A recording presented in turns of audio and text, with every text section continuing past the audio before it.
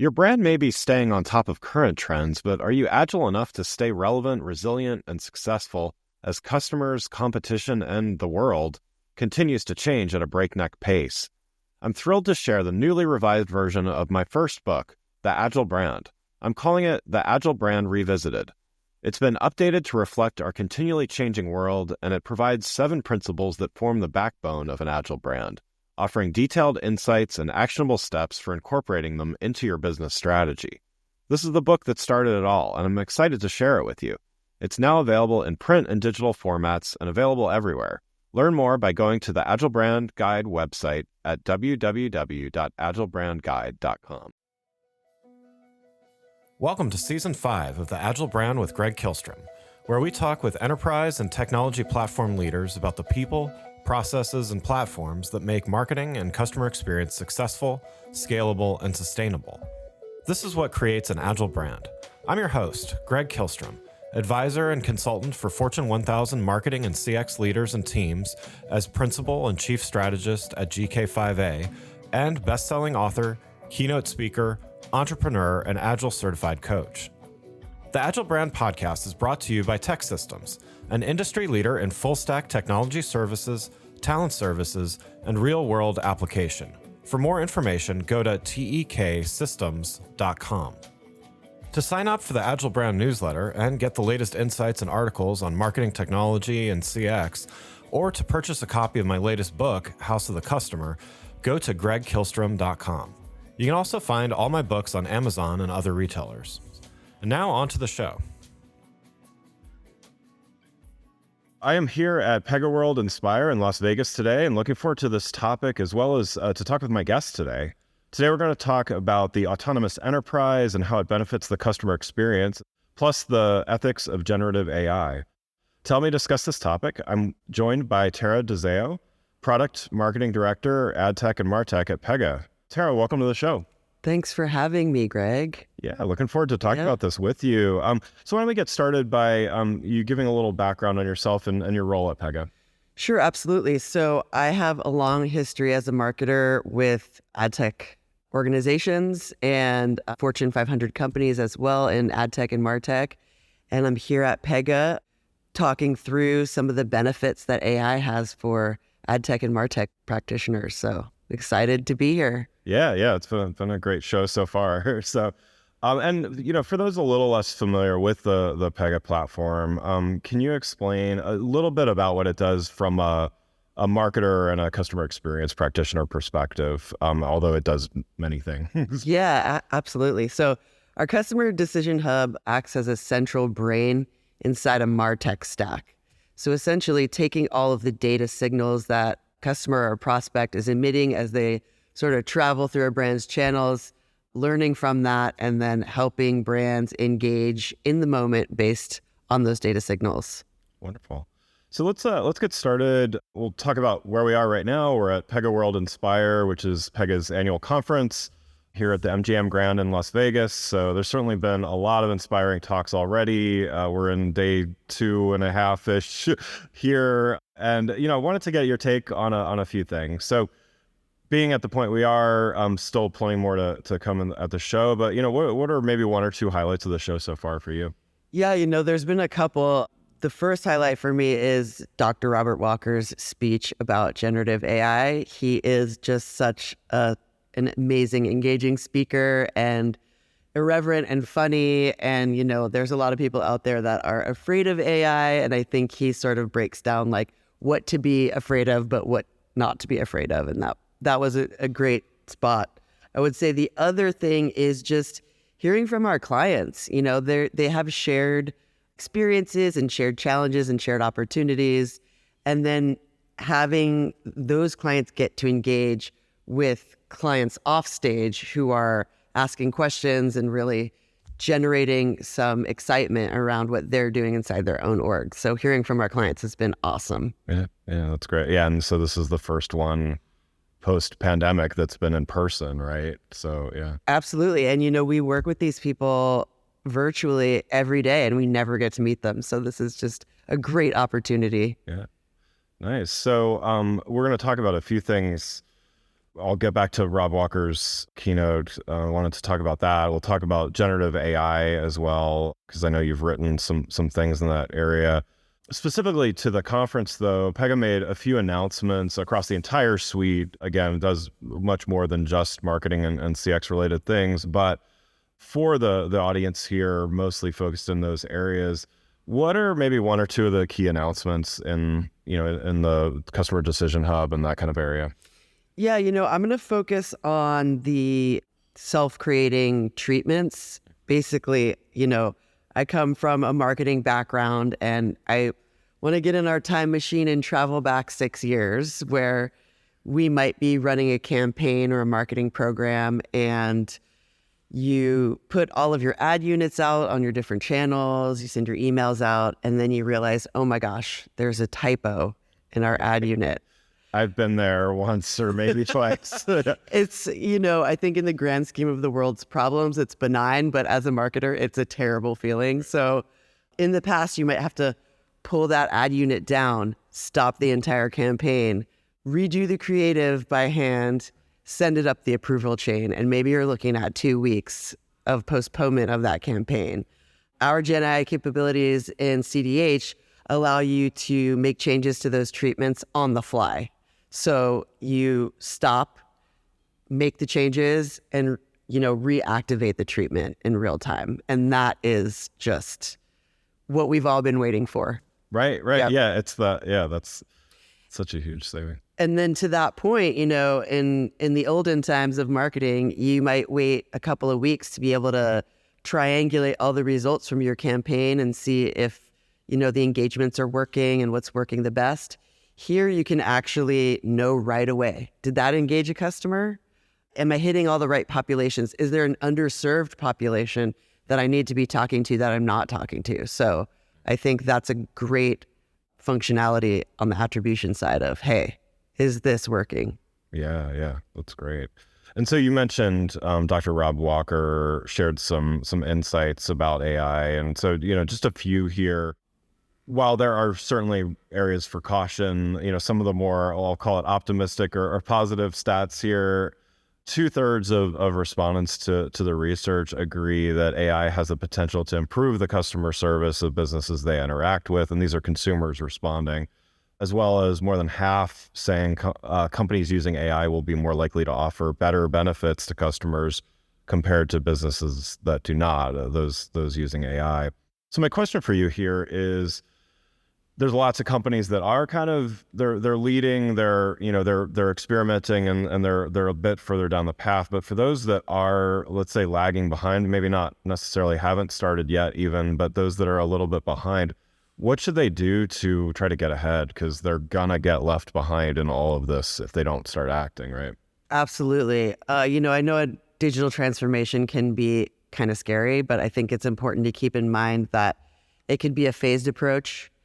And what I would say to get ready for it is to make sure that your data is in order, because your AI systems only perform as well as how fresh your data is. So, people have data all over their organizations, and AI helps unify that data. But if it's not, up to date, clean, real time, correct information, that's going to cause problems. So get your data house in order first, and then start going down the path of transformation. Yeah. Which that, even for smaller orgs, that can be quite a daunting thing. But totally agree.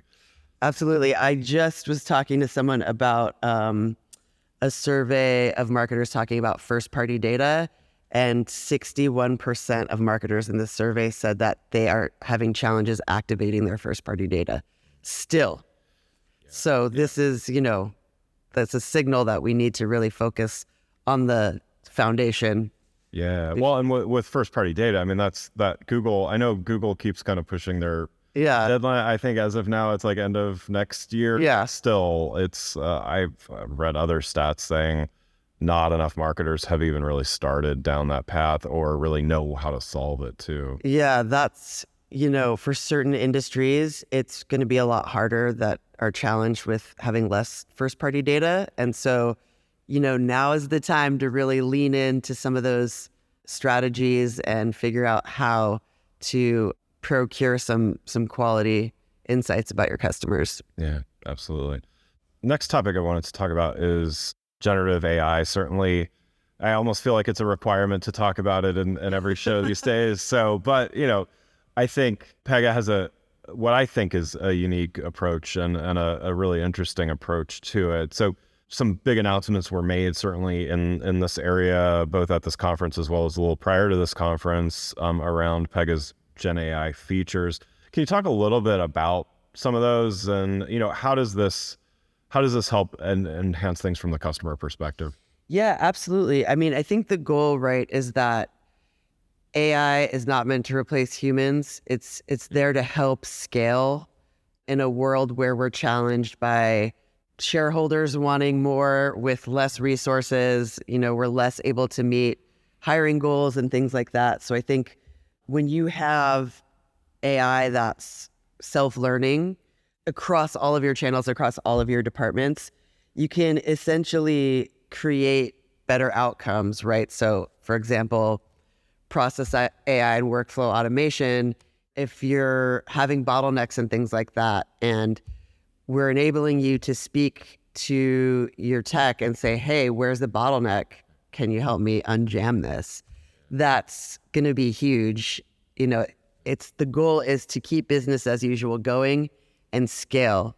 And I think that's, the core of an autonomous enterprise. And I don't want to make it sound like it's all AI because it's a human and AI partnership. But, I think the goal with the autonomous enterprise is to utilize these features and make business less friction filled. I think that cascades down from, your client experience also to your employees' experience. And that's going to all be enabled by these self-learning capabilities and generative AI features.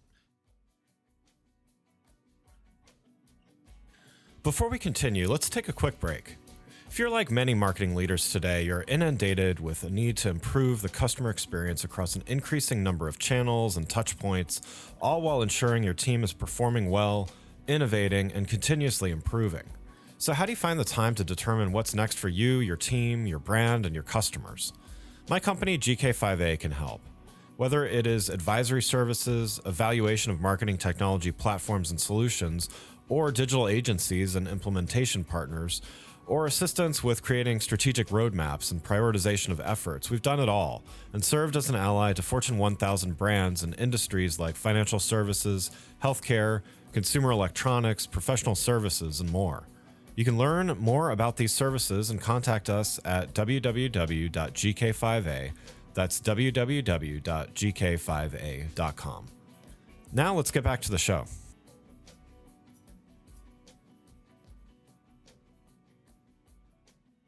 Pega's CTO, Don Sherman, talked a little bit about this too, the autonomous enterprise that you just mentioned. So kind of understanding a little bit, and thanks for explaining that. How does this, it's helping the organization become more efficient. It is helping, ideally, it's then driving better experiences for customers. How about the employees there that,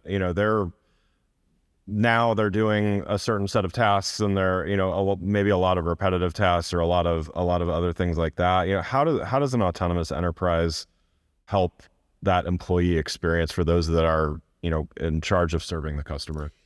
Yeah, so the idea is to eliminate humans from having to perform those mundane tasks. But I want to call out a specific feature that we have called Next Best Action Advisor, which essentially helps guide your frontline employees that are talking with customers, maybe at the contact center or wherever you're sort of interacting for support, gives you AI-backed recommendations about that customer so that you're interacting with them based on their data history. And what that does is it makes the experience for the customer easier, and it makes the experience for the employee easier because they're not really having to, do a lot of research or go deep into their scripts or, do all of the legwork to get the answer that they need. The answer is populating into their console right in front of them. So it's an AI assisted human interaction. Yeah, that's great. Yeah. So I kind of take some of the guesswork out and yet has the ability for a human to go in and approve or not, right? Is that Absolutely. And, just to give you an example, I had to talk to my insurance company the other day, and every time that I got transferred, they asked me the same 4 questions. Yeah, I've been there. And by the end of the call, my face was red, I was sweating, I was angry, and it sort of ruined the rest of my day. Yeah. But that doesn't need to be the case, right? If they had my entire history, being populated through their console backed by AI, that interaction would have been way smoother, shorter, and more enjoyable. And, to go back to the point about the employee experience too, I can't imagine the employees that you talked to at that insurance company loved asking you for the 4th time. No.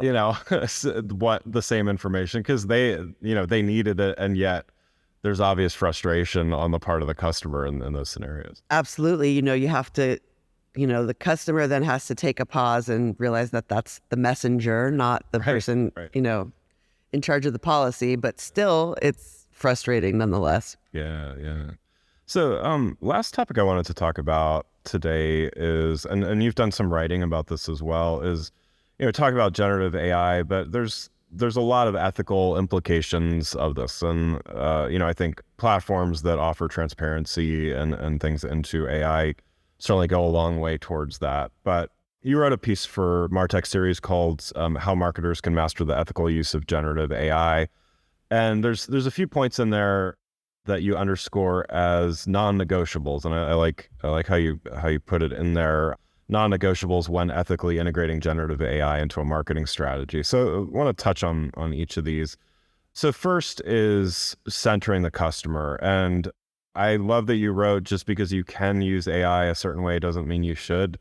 I've often said just because you can doesn't mean you should in other, I think It's something to kind of live by in some ways. But, can you talk about what you meant by this and why, despite all the hype about AI, marketers need to carefully consider their generative AI usage? Yeah, I think we're in the right place for my example, because I talk about an example that I read about in Kathy O'Neill's book, Weapons of Math Destruction. I don't know if you've read it, but it's a great book.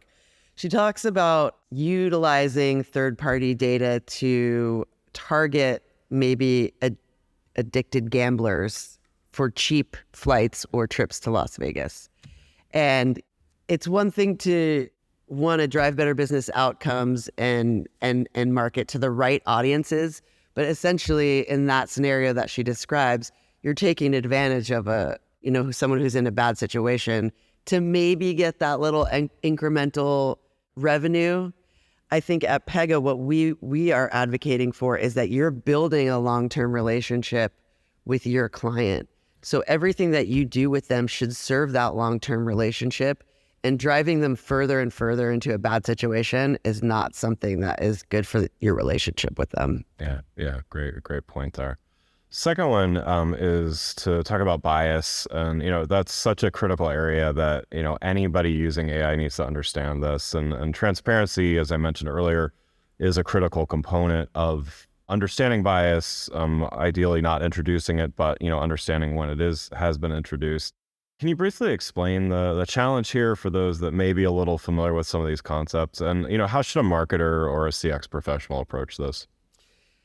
Yeah, I would say that a lot of the bias comes from data. And I think if you look at ChatGPT, the data only goes up to 2021. Yeah. So anything that's happened post 2021 is not going to be included in that data set. And when you have data that's outdated, you're making decisions on things that no longer may be true, right? So we're seeing a lot of interactions between customer engagement practitioners and clients that are a big deal, right? So like you might apply for a mortgage or a credit card, and we've seen gender bias and things like that inside data sets. So you really want to make sure that you have oversight into these areas to make sure that your data does not have biases in it. Because an algorithm is really just a set of instructions. So you can tell it to, deliver me a pizza, or you can tell it to, do something horrendous for humanity. But it's really about the intent and the data behind it. So yeah, and even if it's not for nefarious purposes, it's still machine learning is an amazing thing, yet it can get steered in the wrong direction. Oh yeah, and I would say most of the time it's not a nefarious, intent. And what ends up happening is you get incorrect data in there, and because it's self-learning and it's learned on that data, it's adaptive.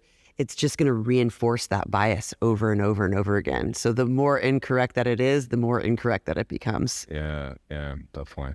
The last point in the article, you talked about the importance of a human mediator when utilizing generative AI. What do you mean by that? And yeah, it's not just the technical staff and the back office and the data scientists that it is incumbent upon to be a steward of ethical behavior. There are many roles across the company that contribute to how these tools are used. And I think it's incumbent on all of us to work together to create the world that we want to see around AI, right? So it's as simple as partnering up with we call them frenemies, your competitors, and putting together frameworks that say, hey, this is how we're going to treat AI. These are the things that we're going to abide by.